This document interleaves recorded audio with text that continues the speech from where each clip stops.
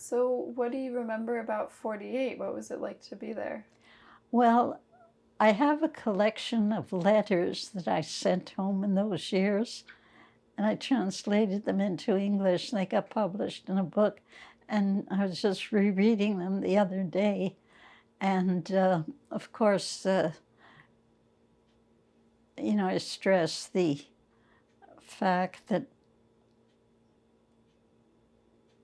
Jerusalem was really hit hard because it was sort of cut off. It was to such an extent that people were burning some of their furniture to heat their homes and so on.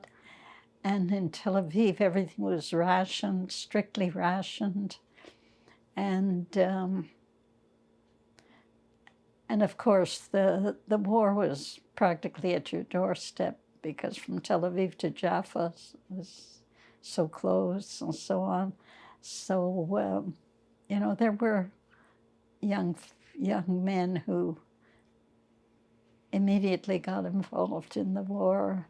And I remember the first time airplanes flew overhead. It was really rare to see airplanes in those years. But then we realized that these were enemy airplanes. And so there would be sirens going off, and there was no shelter in those years. So everybody would go down to the first floor of the apartment building and wait till there was an all clear sign. So, and they would stop you in the street and ask you if you had signed up for the army. And this card says Sherut La'am. It doesn't use the word army, it used service, And the reason I didn't go was, I said, when they stopped me, I said, I'm pregnant.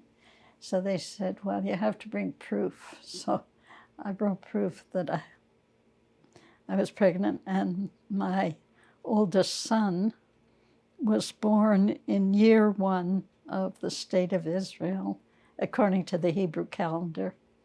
Yeah.